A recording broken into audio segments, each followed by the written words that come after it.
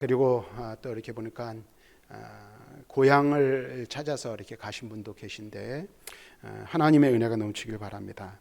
우리가 추석이라고 하는 이 명절을 다른 말로는 한가위 또는 중추절, 중추가절이라고도 하는 것을 알 수가 있습니다.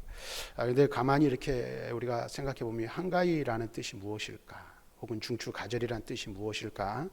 사전을 찾아봤더니 한가위라는 말은 가을의 가장 큰 날이라는 뜻이더라고요. 그래서 가을 이 봄에 씨앗을 뿌리고 농사를 지어서 이제 가을이 되면 수확을 하잖아요. 그래서 가을 중에도 가장 큰 날, 많은 수확을 거둬들이는 그런 날이라는 것입니다. 한 해의 농사를 끝내고 오곡을 수확하는 시기이므로 명절 중에 가장 풍성한 때가 바로 추석 때라고 말할 수 있습니다. 그래서 우리가 하는 말, 흔히 하는 말로 한가위만 같아라 라는 말이 있죠. 그래서 가을의 풍성함처럼 우리의 삶이 풍성한 삶이 되기를 기원하는 그런 마음이 있습니다. 이러한 우리가 이제 8월 한가위를 이제 보냈고 이 추석을 보내고 이제 농사짓는 분들은 이제 계속해서 이제 수확을 거둬들이는 수확하는 그런 시기를 맞이하고 있죠. 수확하는 시기를 보내면서 우리가 한 해의 농사를 마감하게 되고 또 풍성한 수확물을 보면서 우리가 해야 할 것이 있다면 그것은 하나님 앞에 감사를 드리는 것인 줄로 압니다. 한 해를 마무리하는 마지막은 아니지만 우리를 풍성한 삶으로 인도하시는 하나님을 기억하고 그 하나님께 감사하는 것이 무엇보다도 필요한 때가 이때라는 생각을 하게 됩니다. 농사를 짓다 보면 여러 가지 많은 어려운 일들이 있잖아요. 우리 장로님 한 분은 아주 이렇게 좀 조그만 이렇게 이 벌레들이 껴서 고추 농사를 한 동을 다 망치시는 일들도 있었고 여러 가지 어려운 일들이 있지만 그럼에도 불구하고 가을의 풍성함처럼 풍성한 수확을 거둬들이게 하신 것은 전적인 하나님의 은혜가 아니면 표현할 수 없는, 아니라고 우리가 어떻게 말로 다 할 수 없는 그런 것인 줄 압니다. 여러분 추석을 보내면서 정말로 하나님 앞에 감사하고 있습니까? 감사하는 마음이 여러분들 가운데 넘쳐날 수 있기를 바랍니다. 우리들 주위를 둘러보면 참 감사할 일들이 많이 있습니다. 우리가 살면서 우리가 살아가는 이 인생 속에서 하나님께서 우리의 삶에 개입해 주시고 또 우리를 지켜주시고 보호하여 주시는 은혜가 있지 않았다면 오늘 우리가 이 자리, 이 시간에 이룰 수가 없었던 것이죠. 특별히 이제 고령화 사회에 접어들면서 많은 분들이 연로해 지시고 또 우리 교회도 연로하신 분들이 참 많이 있습니다. 근데 제가 한 가지 감사한 것은 연로하심에도 불구하고 그 건강을 유지하고 계신다는 것, 또 건강하시다는 것, 그것 하나만 해도 참 감사하지 않는가 하는 것입니다. 그래서 저도 나이가 제법 들었는데 우리 장로님들이나 우리 권사님들에 비하면 아직도 아기 같은 그런 모습이죠. 그래서 여러분들께 하나님께서 베푸신 은혜를 생각하고 또 저까지 인도해 주신 하나님의 그 축복을 생각하면 우리는 감사하지 않을 수가 없는 것입니다. 뿐만 아니라 우리가 인생을 살아가면서 필요한 것들을 하나님께서 허락해 주셔서 우리가 필요한 때에 그 적재적소에 필요한 것들을 공급해 주시고 채워 주셔서 모자라지 않도록 또 부족함이 없도록 우리의 삶을 채워 주시는 하나님을 우리가 생각할 때에 감사하지 않을 수 없는 것입니다.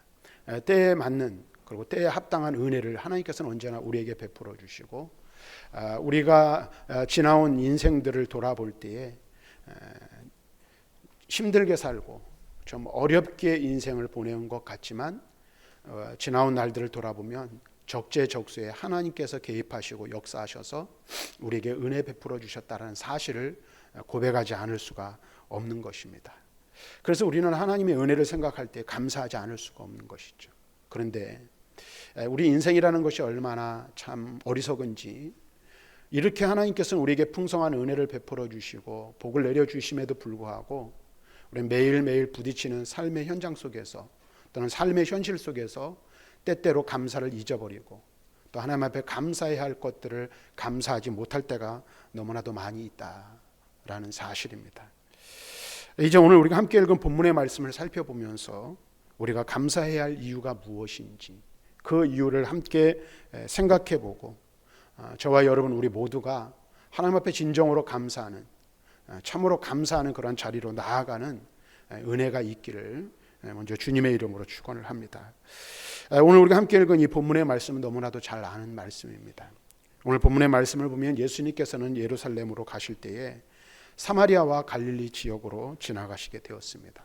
그리고 한 마을에 이르게 되었습니다. 근데 그 마을에서 누구를 만납니까? 10명의 나병 환자들을 만나게 됩니다. 이곳은 예수님이 지나가시는 이곳은 갈릴리 지방의 경계, 사마리아와 갈릴리 지방의 경계선으로서 아마도 우리가 추측건데 본문에 기록되어 있지 않지만 우리나라에도 그런 지역들이 있잖아요. 지금은 이제 많이 완치되고 치유되었지만은 나 환자촌이라 그래서 나병 환자들이 모여 살던 그런 이 집성촌들이 있어요. 각 이 도시마다 그런 곳이 한 곳씩 있죠. 우리 연천에도 그런 곳이 있는 줄 아는데 아마도 이 예수님이 이 10명의 나병 환자를 만났던 이곳은 바로 그러한 곳이지 않나 하는 생각을 하게 됩니다. 근데 여러분 한번 생각을 해보십시오. 인류가 지닌 질병 가운데 성경에 나오는 가장 그 뭐라 할까요? 최악의 질병. 이 최악의 질병을 하나 든다면 요즘에는 뭐 질병들은 너무 많지만은 나병이라고 말할 것입니다. 성경에 기록되어 있는 병 중에 나병처럼 무서운 질병은 없을 것입니다. 왜 그럴까요? 나병은 피부에 생기는 질병이지만 그것이 뼛속까지 뿌리를 내리고 또 온몸 특별히 이 사람의 관절에 침투하여서 오늘 그 증상이 점점 더 할수록 육체가 파멸에 이르게 되는 질병 중에 하나입니다. 그래서 관절이 잘려져 나가고 손과 발들이 힘을 잃고 오그라지는 흉측한 모습으로 변하는 것입니다. 그리고 얼굴 같은 경우도 우리가 보면 이 마디마디들이 썩어서 떨어져 버리는 그런 것입니다. 흉측한 모습으로 변해가지만 자신의 그런 흉측한 모습을 보고 고통스러워하지만 여전히 생명은 붙어 있어 조금씩 죽어가는 자신의 모습을 바라보게 되고 자신이 이 육체가 썩어지고 죽어가는 것을 바라보면서도 어떻게 할 수 없는 어떤 방법도 쓸 수 없는 그런 병 중에 하나가 나병이라고 말할 수 있을 것입니다. 그래서 우리가 흔히 이 나병을 가리켜 뭐라고 말합니까? 천형이라고 말하죠. 하늘이 내린 벌이라 라는 것입니다. 하나님께 죄를 범하여 벌을 받아 내려진 병이라 생각하였고 당시의 의술로는 지금은 이미 안치된 질병이긴 하지만 당시 예수님 당시의 의술이나 과학으로는 치유할 수 없는 그러한 병이었습니다. 근데 여러분 한번 또 하나 이 나병이 참 치명적인 이유는 무엇이냐면 우리가 병들고 아플 때는 어떻습니까? 누군가가 곁에서 위로해 주기도 하고 간호해 주기도 할 때 내 육체는 힘이 들지만 우리는 어떻습니까? 위로해 주고 간호해 주는 그 사람 때문에 힘을 얻고 위로를 얻기도 하죠. 그런데 성경을 보면 이 나병이라는 것이 참 최악의 질병인 것은 자신이 죽어가는 모습을 생명이 붙어 있어 존재하면서 바라보는 것뿐만 아니라 모든 공동체로부터 격리되어야만 하는 질병이었다라는 것이죠. 치료도 되지 않고 자신의 죽어가는 모습을 그저 바라만 볼 수밖에 없어요. 누군가가 위로해주고 곁에서 간호해주면 더 좋고 그래도 조금이라도 위로가 될 텐데 가족 공동체로부터 마을 공동체로부터 민족 공동체로부터 분리될 수밖에 없는 아픔을 겪어야만 하는 병이 바로 이 병이었다라는 거예요. 그래서 레위기 13장의 나병 환자의 규례에 의하면 이 병이 다른 사람들에게 전염되지 않도록 하기 위해서 회중들로부터 격리되어야 한다라고 말하고 있어요. 레위기 13장 45절과 46절은 이렇게 우리들에게 이야기해주고 있습니다. 한번 같이 말씀을 읽어보겠습니다. 시작. 나병 환자는 옷을 찢고 머리를 풀며 입술을 가리고 외치기를 부정하다 부정하다 할 것이요 병 있는 날 동안은 늘 부정할 것이라. 그가 부정한즉 혼자 살되 진영 밖에서 살지니라. 근데 여기 말씀 보니까 이렇게 말하고 있어요. 46절에 보니까 병 있는 날 동안 46절 병 있는 날 동안은 부정할 것이다.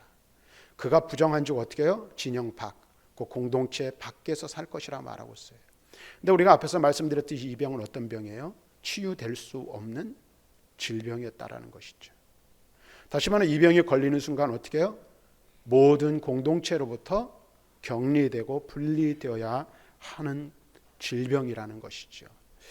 여러분 한번 보십시오. 이와 같은 이 나병 환자의 현재의 처지를 한번 보시길 바랍니다. 근데 이들의 모습을 보면서 우리는 우리들의 모습을 발견할 수 있어야 한다는 거예요. 본래 우리도 이 나병 환자들과 같이 치유될 수 없는 질병을 지닌 존재들이었다라는 것이죠. 영적인 불치병에 걸린 이들이 누구였습니까? 바로 저와 여러분들이라는 것이죠.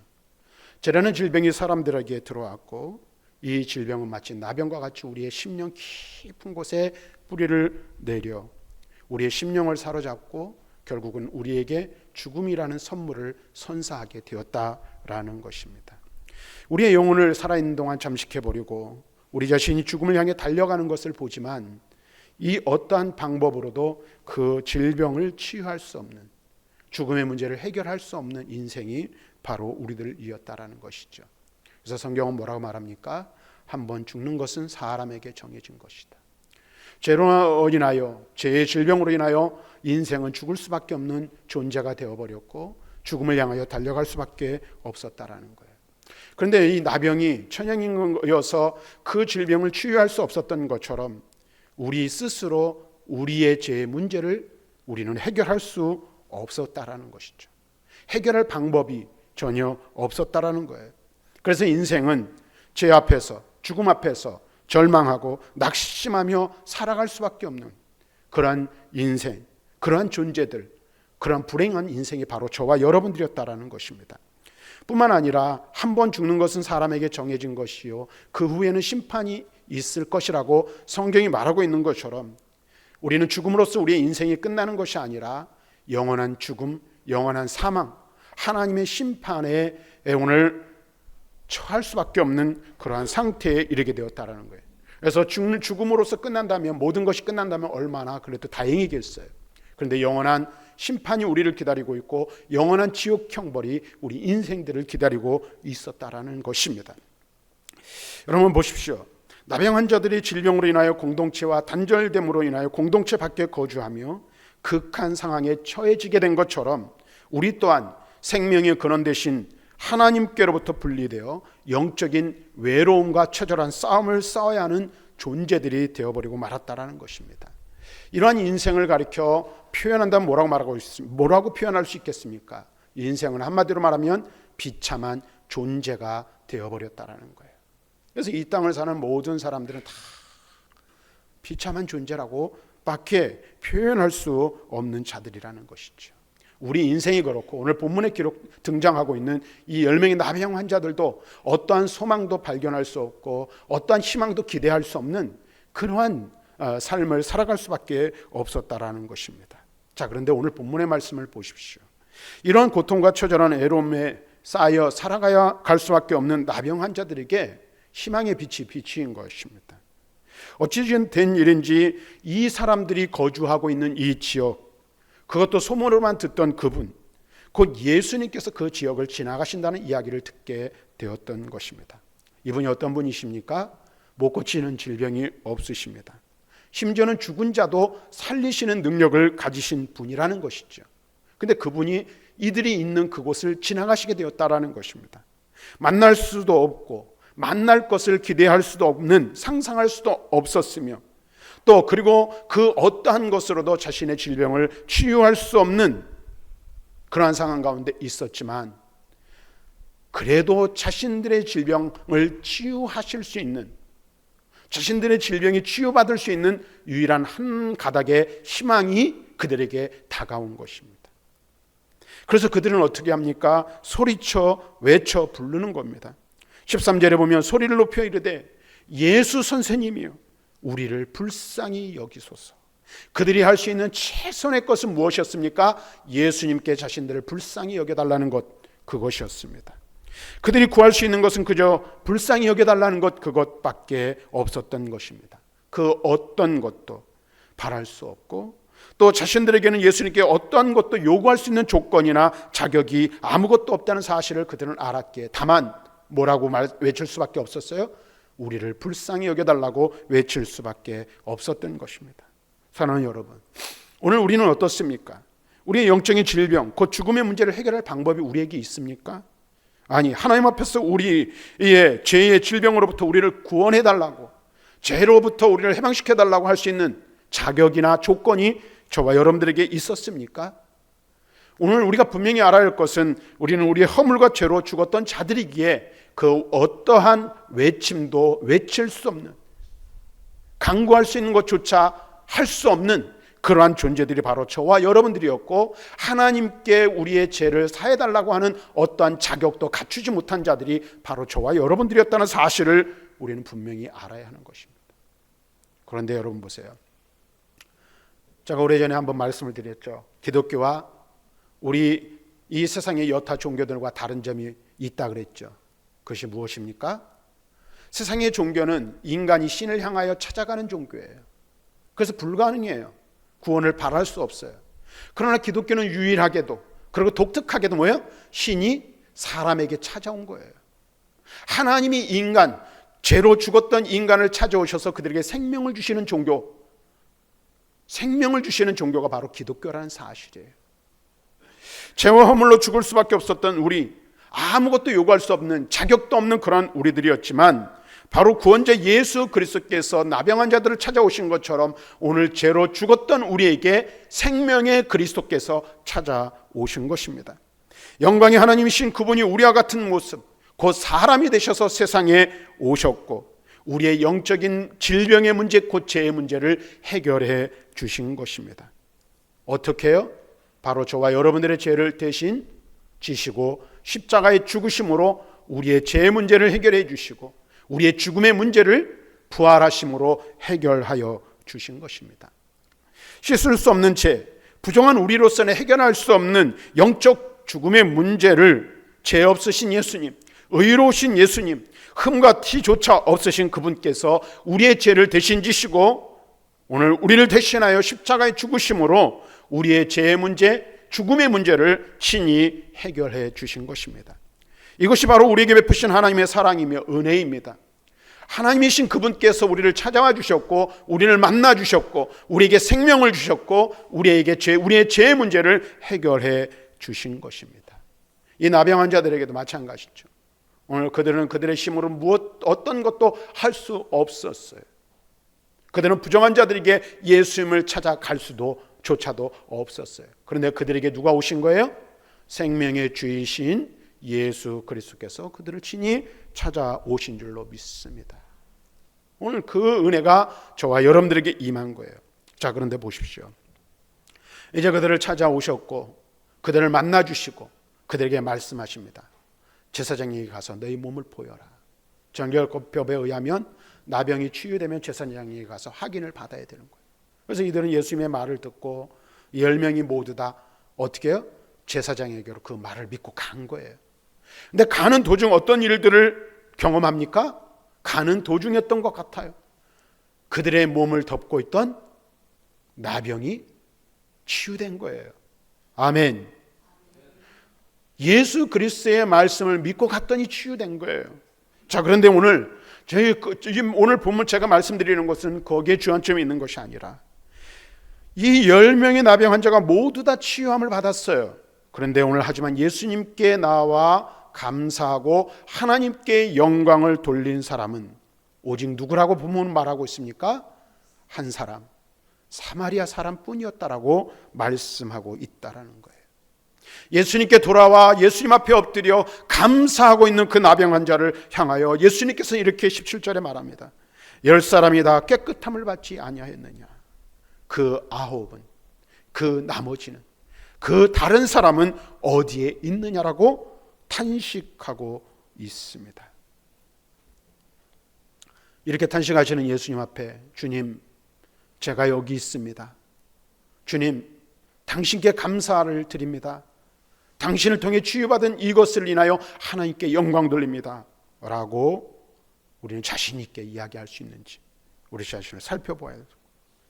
긍휼을 원할 때는 10사람이 한 입을 한 목소리로 예수님께 부르짖었어요.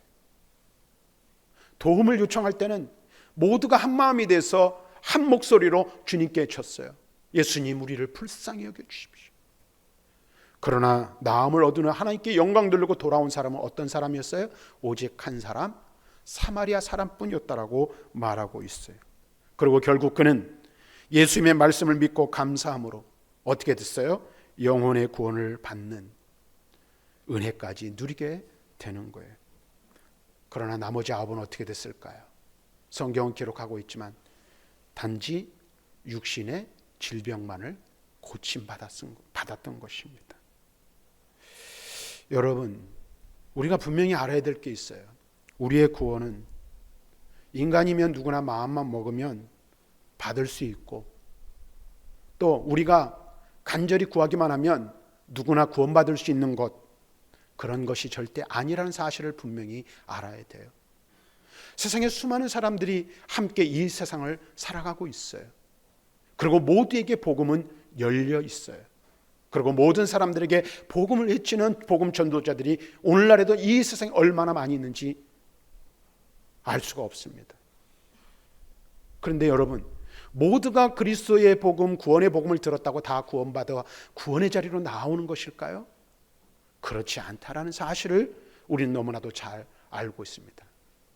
청함을 받은 자는 많지만 택함을 받은 자는 적다라는 예수님의 말씀을 우리는 기억해야 돼요.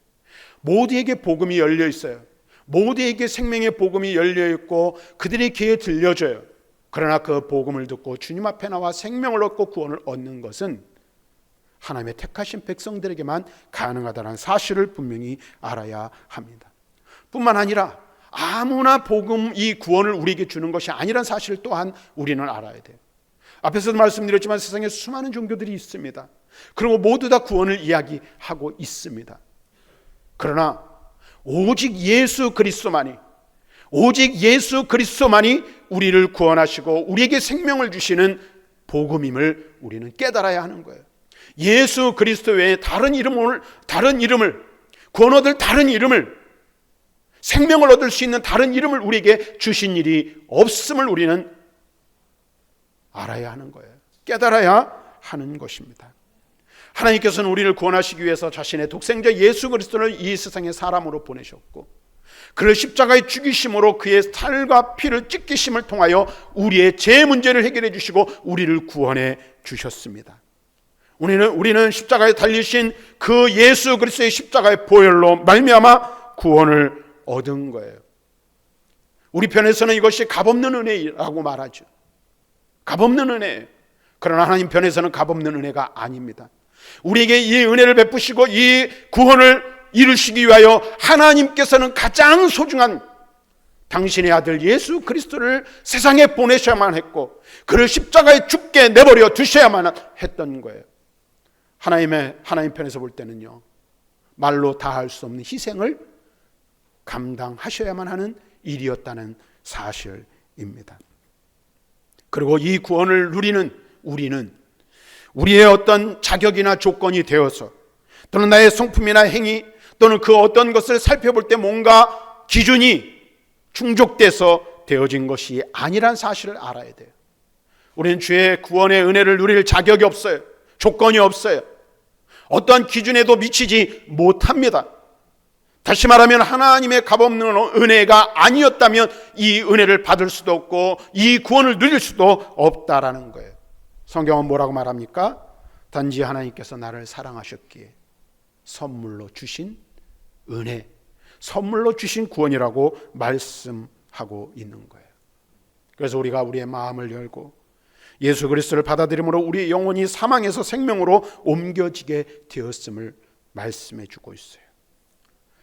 예수님을 받아들일 때 말로 다 할 수 없는 평안과 기쁨을 맛보게 될 것이라고 성경은 말하고, 하늘을 향한 귀한 소망을 가지게 될 것이라고, 그리고 그 소망을 품고 이 땅을 살아감으로 어떤 시험과 환난이 와도 능히 그 모든 것들을 이겨낼 수 있는 능력을 소유하게 될 것이라고 우리에게 말씀해 주고 있어요.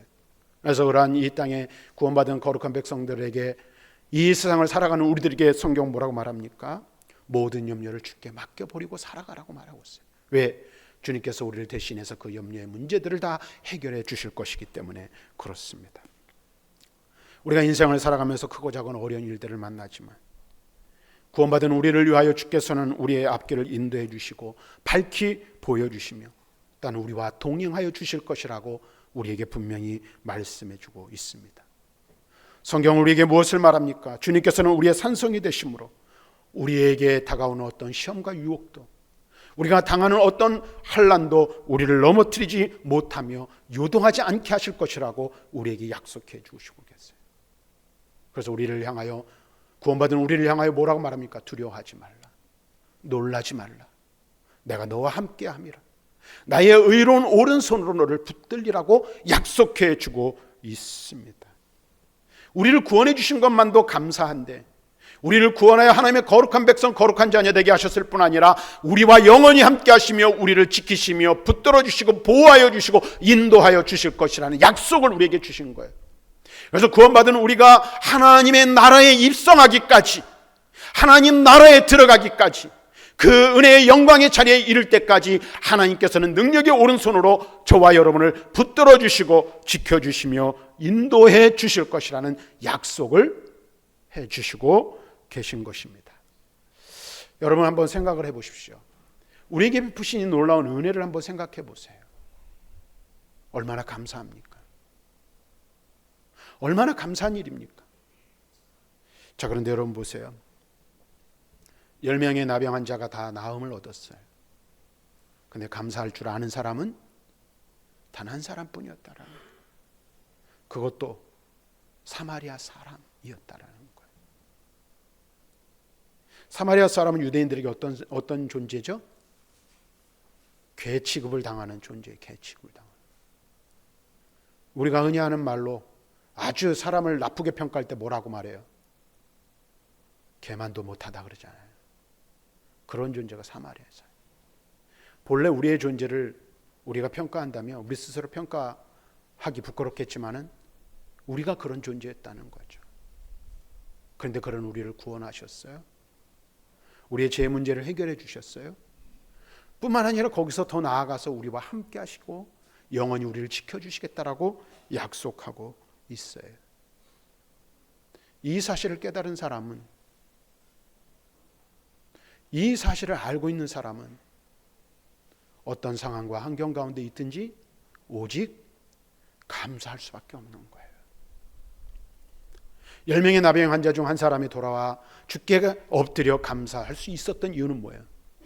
이것은 해결될 수 없는 문제이고 그렇게 죽을 수밖에 없는 비참한 인생을 살아갈 수밖에 없는 나였는데 어느 날 예수님을 만나고 그 예수님을 통하여 생명을 얻었어요.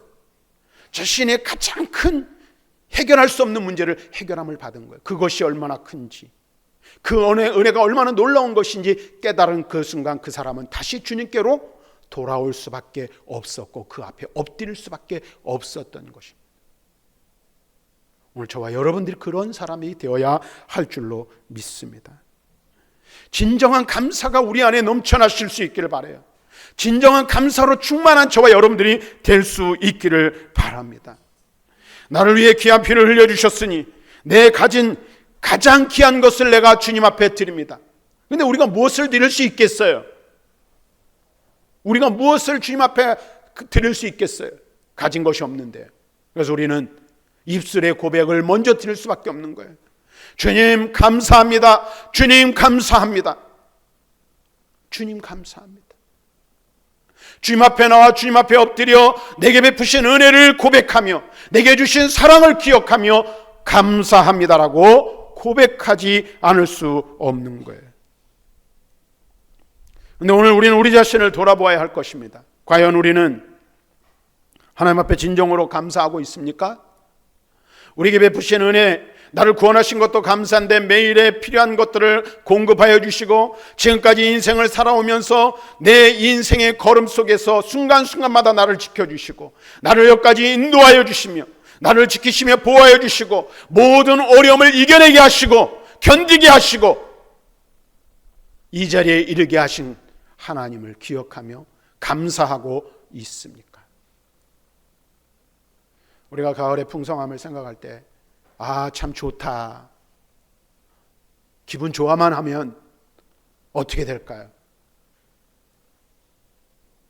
내가 이 정도 수고하여 이만큼 수확하고 이만큼 내가 얻었으니 이제 이것을 누리자 한다면 과연 어떻게 될까요?